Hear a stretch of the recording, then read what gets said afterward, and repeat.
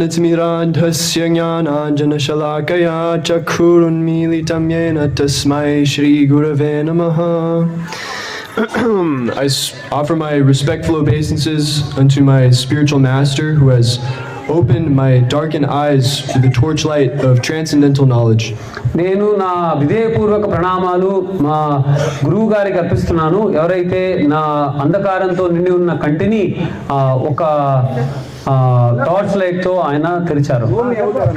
As Janardhan Krishna Prabhu was just saying, we can only get satisfaction by watering the root of the tree or pleasing and serving Krishna, who is the source of everything.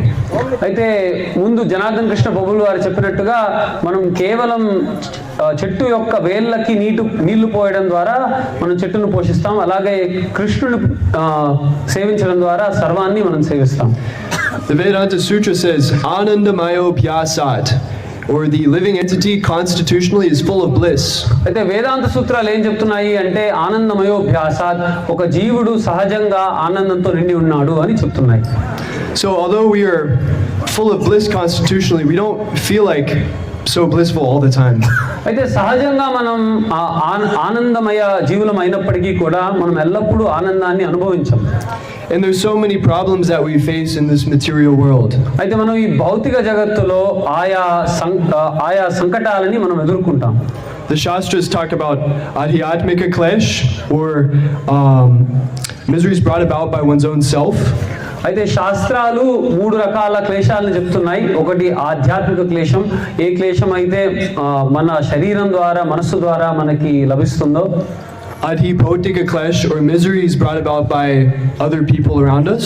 అంటే అధిభౌతిక క్లేశం ఇతరుల ద్వారా మనకి లభించే క్లేశాలని అధిభౌతిక క్లేశం అంటారు.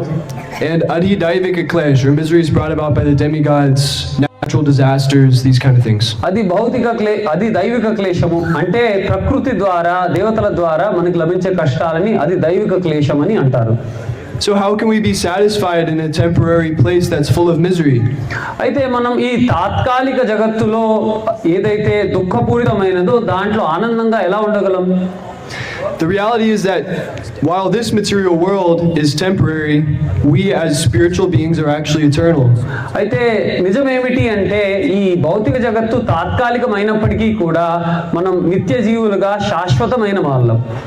And we have come into this material world with the desire to enjoy separately for ourselves.